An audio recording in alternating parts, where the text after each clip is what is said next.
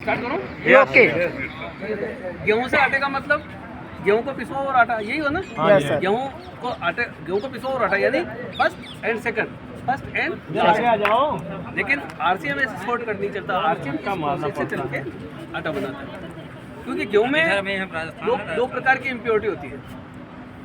दो प्रकार की इम्प्योरिटी, ऑर्गेनिक और नॉन ऑर्गेनिक। ऑर्गेनिक इम्प्योरिटी में गेहूं के पौधे के जो डंठल वगैरह गेहूं के साथ में आ जाते हैं, जिसकी बाली की जो हश्क होती है वो, प्लस कच्चे गेहूँ, जिसको छोटे गेहूँ भी बोल सकते हैं, इसका कच्चे गेहूँ जो पत्ते गेहूँ पकते नहीं, इस प्रकार की गेहूँ, इसको अलग से निकाल लिया जाता है। इस प्रोसेस में कोई टुकड़ा होता है उसको भी निकाल लिया जाता है, और इसकी डिस्ट बनती है उसको भी निकाल लिया जाता है। यहाँ तक आपका ऑर्गेनिक इम्प्योरिटी आपकी निकल गई। अब आती है आपकी नॉन ऑर्गेनिक। नॉन ऑर्गेनिक में कंकड़ पत्थर मिट्टी वगैरह को निकाल लिया जाता है। यहाँ तक ये मशीनों से काम करने में कोई दिक्कत नहीं आती है। इसके बाद एक चैलेंज आ जाता है मड बोल का, जो गेहूं में पौधे के साथ में खेत से आ जाती है मिट्टी की डली, जिसको मड बोल बोलते हैं। पौधे के साथ में मिट्टी की डली आ जाती है, वो इस प्रोसेस से नहीं निकलती है। उसका क्या होता है कि मड बोल में एक एयर का बुलबुला रहता है, तो एयर के बुलबुले से उसकी जो डेंसिटी होती है वो गेहूं के बराबर हो जाती है, और मशीनें उसको एक्सेप्ट कर लेती है, रिमूव करती नहीं, उसको गेहूँ समझती है और मशीनें उसको अपने गेहूँ के साथ में ले लेती है। अब उसको निकालने के लिए उस मडबोल का स्ट्रक्चर चेंज करना पड़ता है, यानी गेहूँ की रबिंग होती है। रबिंग में मडबोल टूट जाती है, और टूटने के बाद में ये डस्ट को एयर से इसको डस्ट को बाहर कर लेते हैं। गेहूँ आपका पूरी तरह से साफ हो गया। लेकिन फिर एक चैलेंज आ गया, गेहूँ का शेप। गेहूँ का शेप होता है, बीच में एक डीप लाइन होती है गेहूँ के अंदर। गेहूँ में एक डीप लाइन देखी होगी, इस प्रकार का गेहूँ होता है, एक डीप लाइन होती है।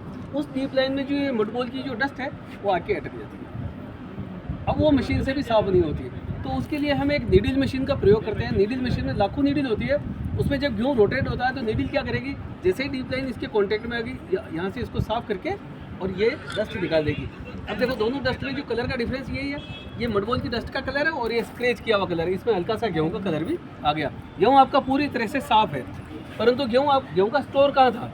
मंडियों में था, वेयर हाउस में था, किसान के घर पे, व्यापारी के घर पे, वही भी तो था ना। तो किसी ने चूहों की चौकीदारी की क्या वहाँ पे? नहीं की। तो चूहे ने अपनी गंदगी कहाँ फैलाई?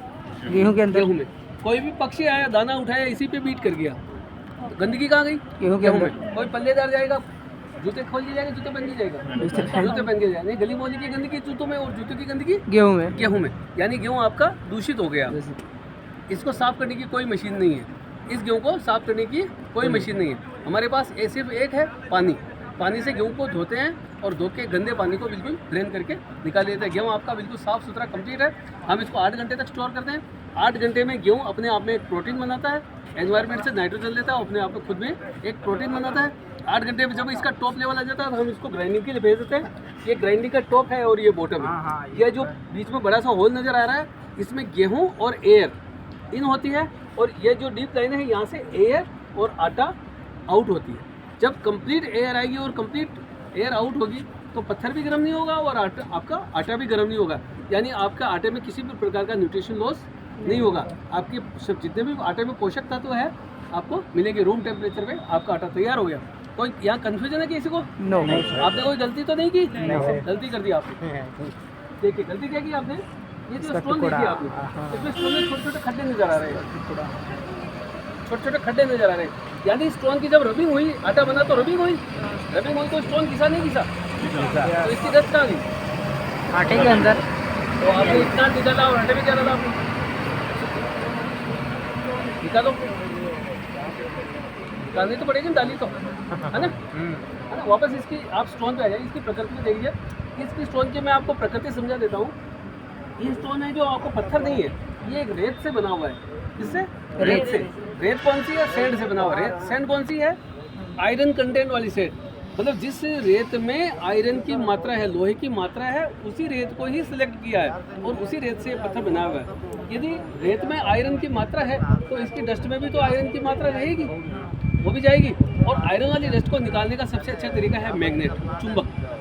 तो यहाँ से जो आटा निकला हम उसको मैग्नेटिक फील्ड से निकालते हैं। मैग्नेटिक फील्ड का मतलब होता है एक बड़ा पाइप होता है जिसमें हवा के प्रेशर से आटा जाता है, और जब आटा ऊपर जाएगा तो उसको बीच में मैग्नेट मिलेगा। तो मैग्नेट क्या करेगा? इसकी डस्ट को क्या करेगा? खींच लेगा, खींच के अपने पास रख लेगा और आटे को फ्री करके छोड़ देगा। हवा से इसलिए भेजते हैं क्योंकि हवा से जब आटा जाएगा तो आटे का एक एक पार्टिकल घूमता रहेगा, तो आटे का एक एक पार्टिकल के साथ में इसके पार्टिकल भी है, तो इसके पार्टिकल को तो मैग्नेट रोक लेगा, खींच लेगा, और बाकी को वो भेज देगा। प्लस इसके पार्टिकल ने किसी आटे के साथ भी कॉन्टेक्ट भी कर लिया, जैसे इसका एक छोटा सा पार्टिकल है और आटे के पार्टिकल के साथ चिपक गया, तो उसको भी मैग्नेट वहीं पे रोक देगा, क्योंकि मैग्नेट को उसको तो पकड़ना ही है, उसके साथ साथ में वो भी आ जाएगा। तो ये जो दोनों नज़र आ रहे हैं, ये दोनों प्रोडक्शन के समय दोनों साथ में थे, लेकिन मैग्नेट ने इसको पकड़ लिया और इसको फ्री कर लिया। अब देखिए कैसे पकड़ा है, मैं बता देता हूँ। ये मेरे पास छोटा सा मैग्नेट है, मैं आपको डेमो समझा रहा हूँ। ये मैंने इसको कपड़े के कवर में कर लिया, इस प्रकार से कवर में रहता है मैग्नेट, और इस प्रकार का बीच में मैग्नेटिक फील्ड बना, यहाँ से पाइप से आटा जाता है, यहाँ से घूमता हुआ जाएगा, क्योंकि एक एक पार्टिकल है, हवा से जा रहा है, तो घूमते हुए जाएंगे, इसके पास से निकलेंगे तो इसके डस्ट को मैग्नेट यहाँ यहीं पे रोक लेगा और बाकी के आटे को फ्री कर देगा। तो मैग्नेट ने इसको नहीं पकड़ा, क्यों नहीं पकड़ा? क्योंकि इसमें कुछ भी डस्ट नहीं थी,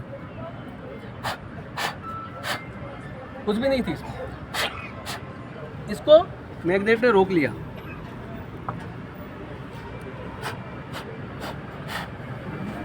बोलो जय आरसीएम। जय आरसीएम। अब देखिए मैं मैग्नेट हटा देता हूँ, ये आटे जैसा ही है, आपको ऐसा नज़र नहीं आएगा, कोई ये टुकड़े वगैरह नहीं है, बिल्कुल आटे जैसा ही है। इसको हाथ लगा के देख सकते हैं, बिल्कुल आटे जैसा ही पार्टिकल है, लेकिन है डस्ट। है डस्ट, मानना पड़ेगा।